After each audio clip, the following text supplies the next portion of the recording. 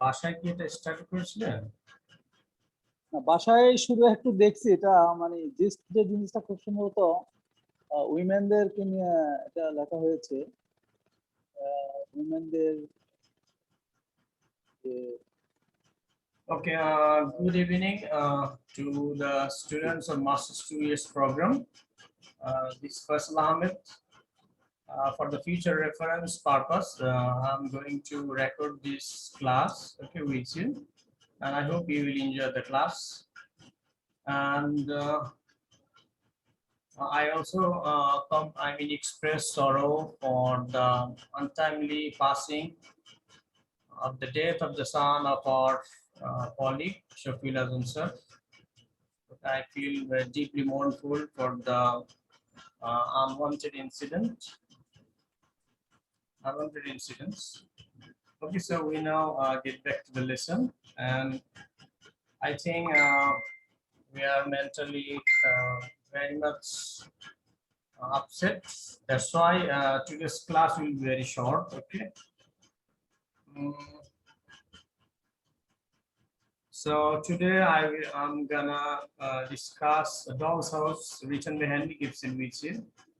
Okay, a very short description of the novel, the type of the the drama, the type of the drama, when it is published and how it is published, and what's the impact it actually put on the society during that time, and still it has been okay. It has been providing some influence in the society around the world, okay, especially in the third world countries and also in the first world countries as well. It's a drama or play written by an European writer who is in fact a Norwegian writer, Henry Gibson, and this original text written in Norwegian language, and then it was translated in English language, and then other European, other world languages as well. Okay, so these are the key facts about this novel. I'm gonna go to the slideshow so that you can see the slides in large mode. Okay, so key facts, I think you can see it. Okay, the slides which I'm sharing with you.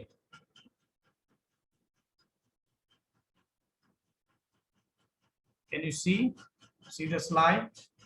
Correct. Okay. See. Okay, that's fine. You can.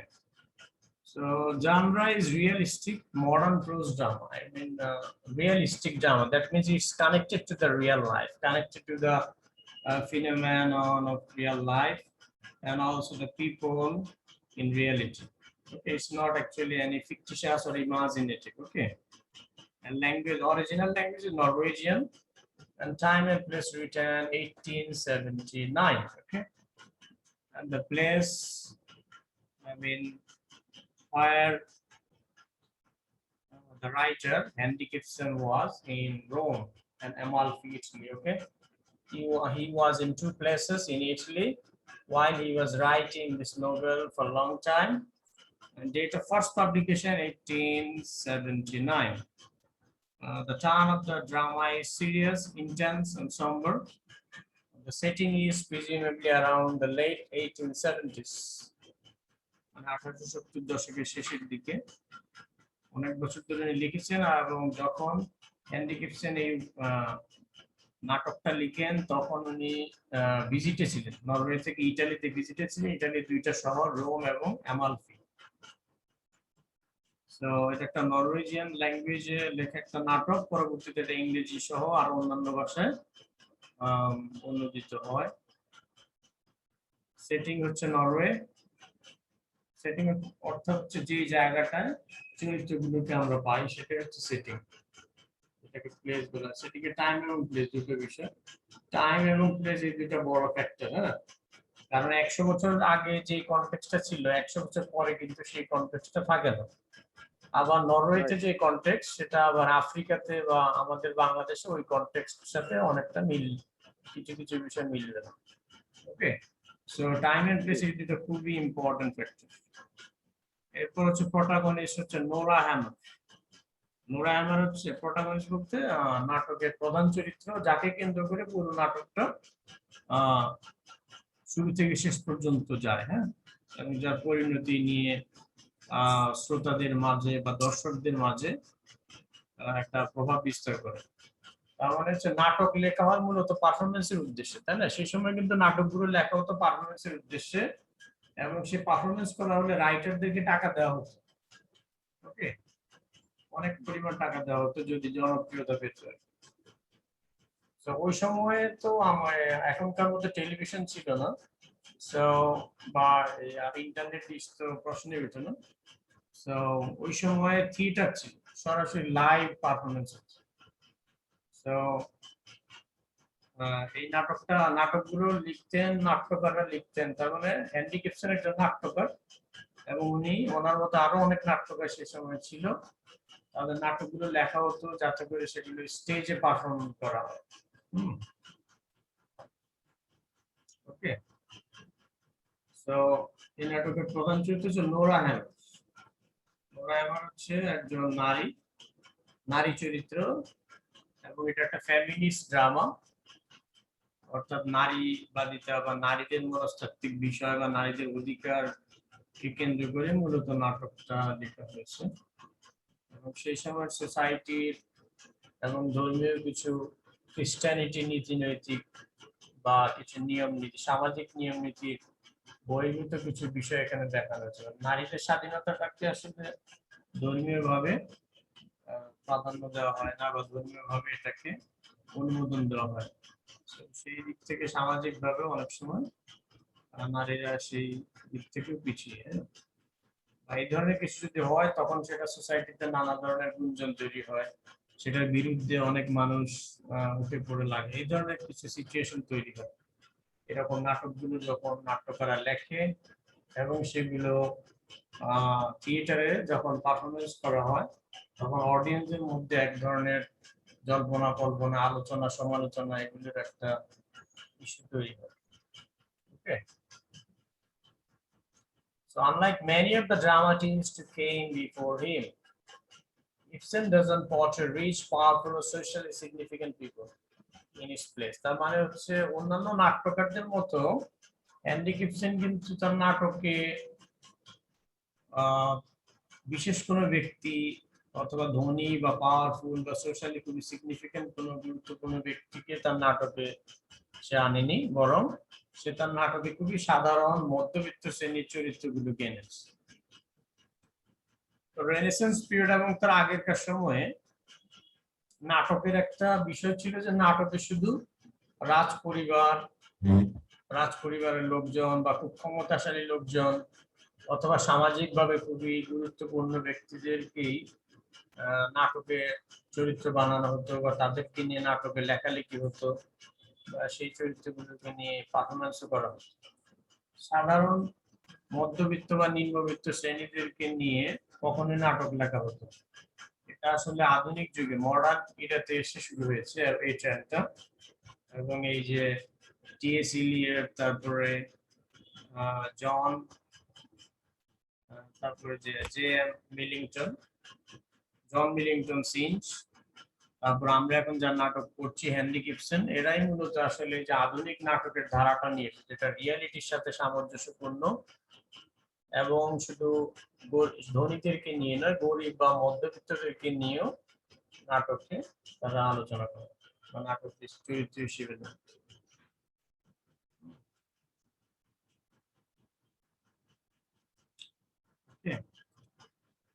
তো আমরা এবার আজকে যে উদ্দেশ্য আছে সেটা হচ্ছে এই নাটকের চরিত্রগুলো সাথে একটু পরিচিত হওয়া।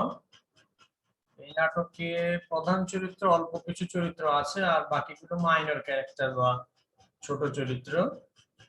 মেজর ক্যারেক্টারের মধ্যে প্রটাগনিস্ট হচ্ছে নোরা হ্যামার এবং তার হাজবেন্ড টরভাল্ড হ্যামার। অ্যান্টাগনিস্ট আমরা বলতে পারি প্রফেসর, যিনি একজন লয়ার, যে কিনা একটা সাসপেন্স তৈরি করে নাটকে। মিসেস লিন্ডা হচ্ছেন নোরার বাল্যকালের বান্ধবী। ওকে, তো তার সাথে গল্প গুজব বিভিন্ন কিছু শেয়ার করতেন। এরপর আছে ডক্টর র্যাঙ্ক, উনি নোরার যে হাজবেন্ড টরভাল্ডের বেস্ট বন্ধু, ওকে সবচেয়ে ঘনিষ্ঠ বন্ধু, উনি একজন ডাক্তার। ওকে, এরপরে আছে বব, ইমি এবং ইভার। এই বব, ইমি, ইভার হচ্ছে তিনজন বাচ্চা কাচ্চা, নোরা এবং টরভাল্ডের ছেলে মেয়ে। এছাড়া আছে অ্যানি ম্যারি, যিনি কিনা হ্যামার্সের ন্যানি, মানে বাচ্চা কাচ্চাদের দেখাশোনা করে আর কি। দেখাশোনা করার জন্য তাকে মাসিক বেতন হিসেবে দিয়ে রাখা হয়েছে বাড়িতে। ওকে, এরপর আছে নোরার ফাদার, যে কিনা এই নাটকে নেই। নাটক শুরু হওয়ার আগে যে মারা যায়, নোরার বাবা, যাকে নিয়ে বিভিন্ন চরিত্রের মধ্যে আলাপ আলোচনা করতে দেখা যায়। ওকে, সো তাহলে এই কয়েকটা অল্প কিছু চরিত্র। এই নাটকে খুবই অল্প চরিত্র, খুব একটা বেশি চরিত্র নাই, এবং খুবই সিম্পল একটা নাটক। হ্যাঁ, কোনো জটিলতা নাই এই নাটকের মধ্যে। তো আপনারা অবশ্যই টেক্সটটা পড়বেন এটা। ওকে, সো নোরা হ্যামার এখানে আমরা দেখি the protagonist of the play and the wife of Torvald Hammer. Nora initially seems like a playful, naive child who lacks knowledge of the world outside her home. So Nora হচ্ছে এই নাটকের protagonist এবং টরভাল্ডের স্ত্রী, এবং যে কিনা প্রাথমিকভাবে এই নাটকে তাকে মনে হয় যেন একটা বাচ্চা স্বভাবের মেয়ে। হ্যাঁ, মানে অ্যাডাল্ট হয়েছে কিন্তু তার মধ্যে ছেলে মানুষ এখনো যায়নি এই রকম আর কি। এবং সে বাড়ির বাইরে কখনোই খুব একটা বেরোতো না, যার কারণে বাইরের জগৎটা কেমন সে সম্পর্কে তার ধারণা, অভিজ্ঞতা বা জ্ঞানও কম।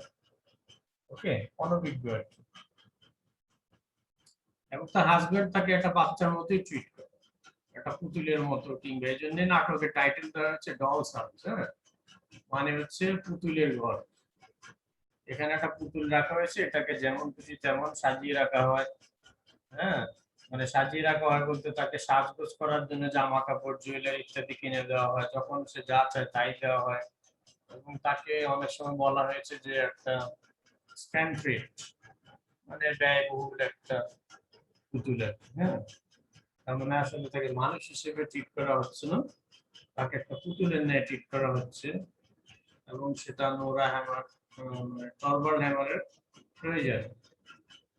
ওকে, so however she does have some worldly experience, তার কিছু জাগতিক অভিজ্ঞতা যদিও হয়েছে পরবর্তীতে। যদিও the small acts of rebellion in which she engages indicate that she is not an innocent or happy as she appears. So তার মধ্যে কিছু বিদ্রোহী ব্যাপার স্যাপার আমরা শেষের দিকে দেখতে পাই, যেখানে যেটা ইন্ডিকেট করে যে তাকে যতটা ইনোসেন্ট হ্যাপি মনে হয় ততটা সে আসলে ইনোসেন্ট এবং হ্যাপি নয়। She comes to see her position in her marriage with increasing clarity. এবং সে তার মানে আস্তে আস্তে বিয়েতে তার অবস্থানটা আসলে কোথায়, বিয়ে হয়ে গেলে একটা মেয়ের অধিকার একেবারে জিরো হয়ে যায়, তখন সে তার স্বামীর ইচ্ছায় তাকে উঠতে হয়, স্বামীর ইচ্ছায় তাকে বসতে হয়। এই যে ব্যাপারগুলো, এই বিষয়ে তার যে ক্লারিটি, আস্তে আস্তে সে তার অবস্থান সম্পর্কে জানতে পারে, ক্লিয়ার হয়ে যায়। And find a straight to free herself from her oppressive situation, এবং এটা এক ধরনের অপ্রেসিভ সিচুয়েশন তার কাছে মনে হয়, এবং এটা থেকে মুক্তি পাওয়ার জন্য সে সেই শক্তি খুঁজতে থাকে।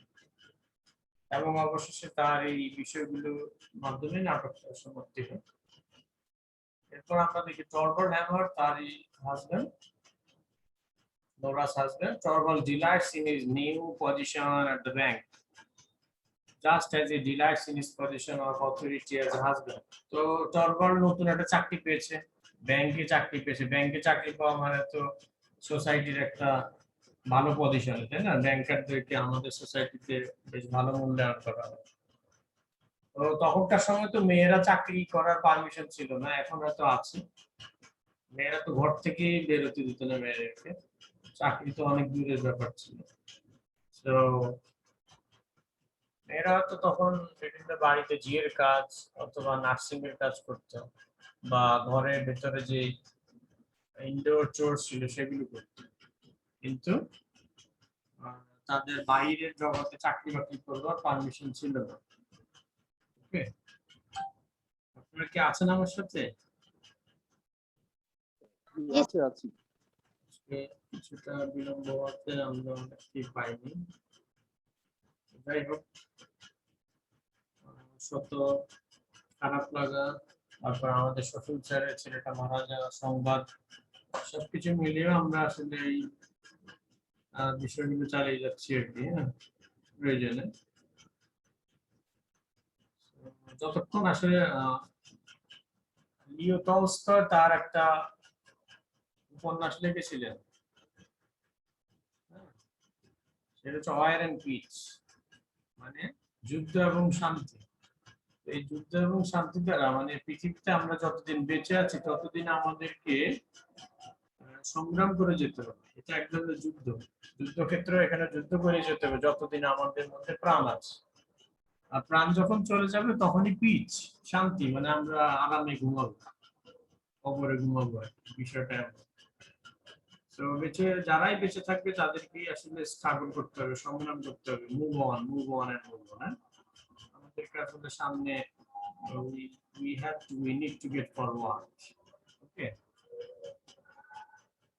So Torvald Hammer, Nora's husband, Torvald delights in his new position at the bank. So ব্যাংকে নতুন একটা চাকরি পেয়েছে, সো তার মধ্যে একটা প্রাণ চাঞ্চল্যের ব্যাপার কাজ করছে। Just as he delights in his position of authority as a husband. এবং একদিকে সে তার চাকরি লাইফে সে ভালো করছে, ব্যাংকে চাকরি করছে, আরেকদিকে সে তার পরিবারে হাজব্যান্ডের পজিশন সে বা কর্তৃত্ব সে ভোগ করছে বা এনজয় করছে। এই দুইটা বিষয় তার কাছে একটা আনন্দ দেয়। সো সে নোরাকে বাচ্চাদের মতো ট্রিট করছে in a manner that is both kind and প্যাট্রোনাইজিং।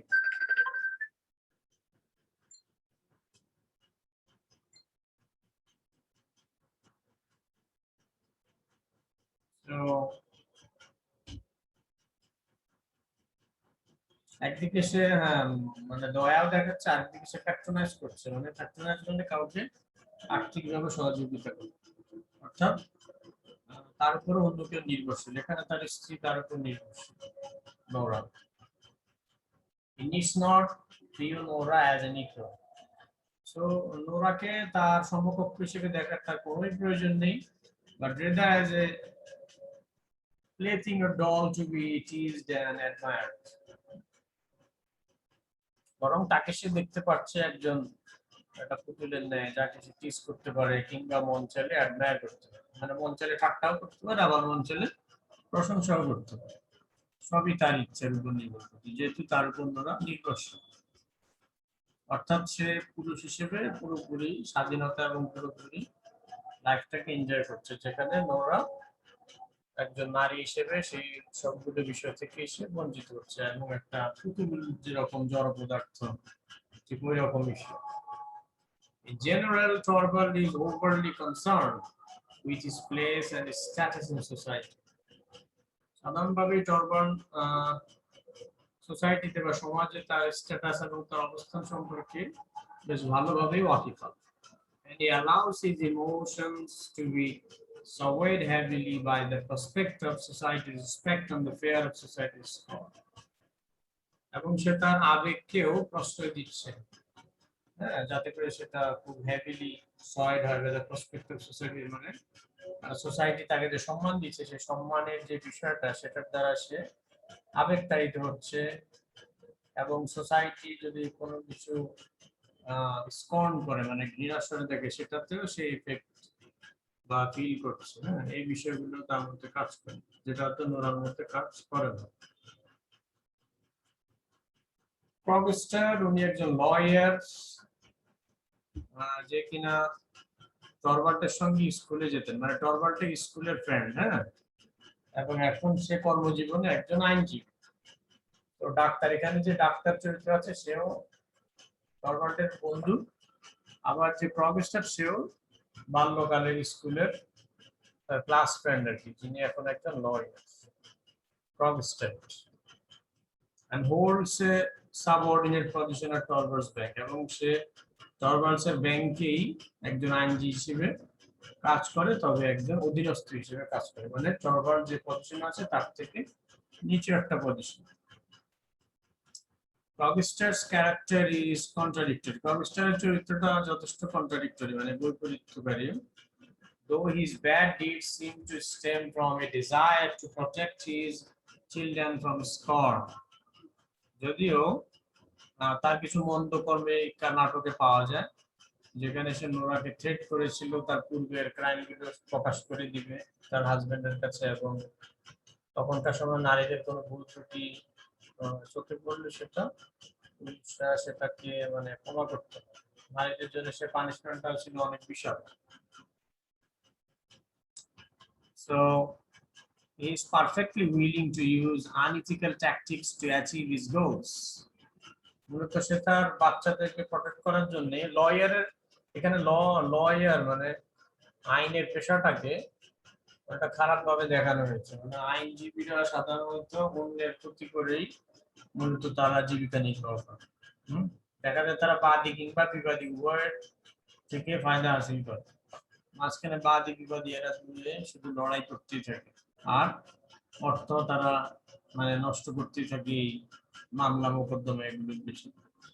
Okay, so আইনজীবী হচ্ছে দুই দিক থেকেই লাভবান, এবং বেশিরভাগ যারা আইনজীবী অর্থাৎ যারা ট্যাকটিক অবলম্বন করে তারাই গেইনার হয়। সাধারণ সৎ আইনজীবীরা দেখা যায় যে তারা খুব একটা ভালো করতে পারে, খুবই কম।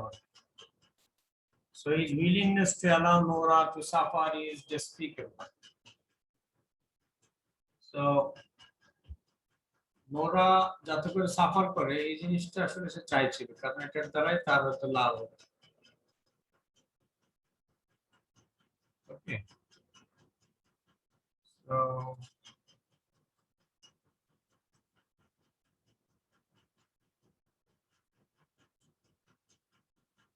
সো এই হচ্ছে প্রগস্টার। এরপর আমরা দেখি মিসেস লিন্ডা, নোরাস চাইল্ডহুড ফ্রেন্ড, নোরার একেবারেই বাল্যকালের বন্ধু, এবং ক্রিস্টিনা, তার নাম হচ্ছে পুরো নাম হচ্ছে ক্রিস্টিনা লিন্ডা। তিনি একজন practical down to earth women, খুবই নম্র ভদ্র একজন নারী, gentle lady, and her sensible world view highlights Nora's somewhat childlike outlook on life. এবং নোরার যে একটা চাইল্ডলাইক আউটলুক সেই জিনিসটা আমরা মিসেস লিন্ডার মাধ্যমেই জানতে পারি। ওকে, মিসেস লিন্ডা আবার যথেষ্ট সেন্সিবল, এবং তার মোটামুটি বহির্বিশ্ব সম্পর্কে তার কিছুটা জ্ঞান আছে। Mrs. Linda's account of her life of poverty underscores the privileged nature of the life that Nora leads. Linder আবার কিছুটা আর্থিক সমস্যা মানে দারিদ্রতার মধ্যে ছিল, অপরদিকে নোরা অবস্থা ভালো ছিল, যেহেতু তার হাজবেন্ড ব্যাংকে জব করে, তো সেই দিক থেকে নোরা ভালো অবস্থানে ছিল। কিন্তু লিন্ডা অথবা কোনো গরিব হাজবেন্ডের কাছে তার বিয়ে হয়েছে, যার কারণে তার দারিদ্রতার মধ্যে দিয়ে তার লাইফ কাটে। হ্যাঁ,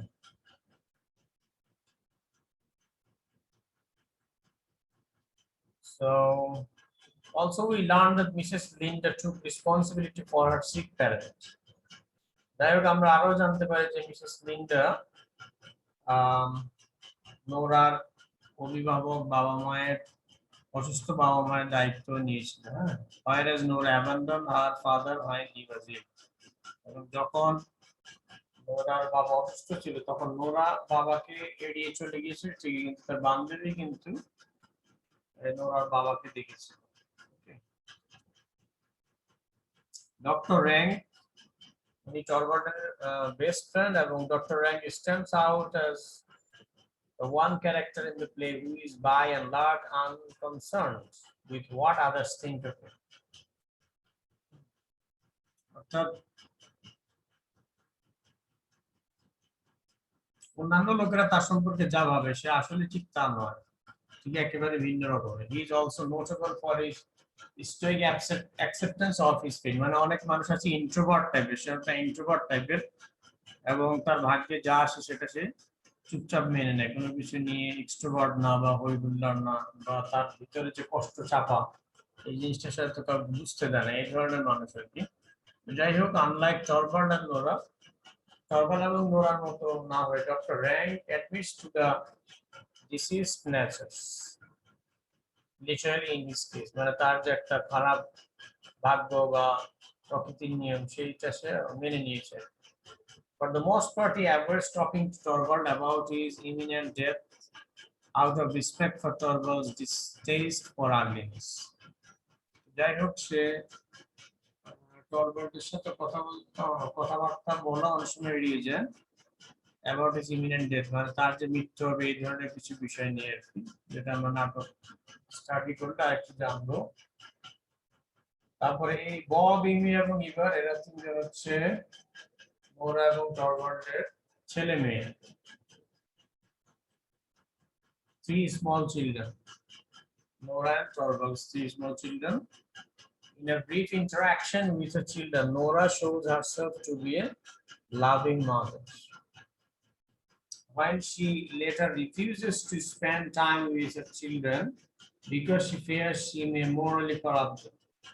অনেক সময় দেখা যাচ্ছে সে তাদের সঙ্গে, বাচ্চাদের সঙ্গে সময় দিতে চাইতো না, তার কারণ হচ্ছে সে অনেক সময় ভয় পেত যে তার মন্দ কোনো খারাপ কোনো কিছু বাচ্চাদের মধ্যে চলে যায় কিনা বা সেটার প্রভাব চলে যায়। Nora acts on a belief that the quality of parenting strongly influences a child's development. অর্থাৎ এখানে ছেলে মেয়েদের ডেভেলপমেন্টটার উপরে বাবা মায়ের প্রভাব যে পড়ে সেই বিষয়টাও কিন্তু দেখানো হয়েছে বাচ্চা কাচ্চাদের মাধ্যমে, হ্যাঁ, এবং নোরা চরিত্রটার মাধ্যমে, মানে নোরার যে মাতৃত্বের যে চরিত্রটা এখানে দেখানো হয়েছে। এরপর আমরা দেখি অ্যানি ম্যারি, হ্যামার্সের ন্যানি। তো মানে হ্যামার পরিবারের ন্যানি অর্থাৎ পরিচারিকা। Though Ibsen doesn't fully develop her character, Annie Mary seems to be a kindly woman who has genuine affection for Nora. নোরাকে খুবই সে ভালোবাসতো, যদিও অ্যানি ম্যারি উনি যথেষ্ট কাইন্ডলি উইমেন ছিল। She had to give up her own daughters. সে তার নিজের কন্যাকে খুব একটা টেক কেয়ার করেনি, করতে পারেনি আর কি। কারণ কি? কারণ নোরার বাবা তাকে নার্সিং এর জব দিয়েছিল তার বাচ্চা কাচ্চাকে দেখাশোনার জন্য। অনেক সময় দেখা যায় যে অন্যের বাচ্চা কাচ্চা, অর্থাৎ গরিব যারা নারীরা সেই সময় সোসাইটিতে গরিব যারা ছিল সেই নারীরা নিজেদের বাচ্চা কাচ্চাদেরকে দেখাশোনা করতে পারতো না, কারণ তার কিছু টাকার বিনিময়ে ধনীদের বাচ্চা কাচ্চাদের দেখাশোনা করতো।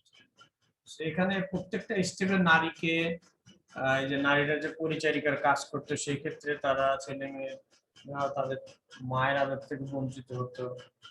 তারপরে নারীদের কোনো খারাপ প্রভাব ছেলে মেয়েদের উপর পড়বে কিনা সেই বিষয়টা নোরার যে মাতৃত্বটা তার বাচ্চাদের প্রতি সেটার মাধ্যমে দেখানো হয়েছে। এবং অর্থাৎ নারীদের বিভিন্ন পজিশন এবং নোরা বাবার প্রতি কেমন ছিল সেই বিষয়টা, নোরা হাজবেন্ডের প্রতি কেমন ছিল, বা তার হাজবেন্ড টরভাল্ড নোরার প্রতি কেমন ছিল, এই বিষয়গুলো কিন্তু দেখানো হয়েছে।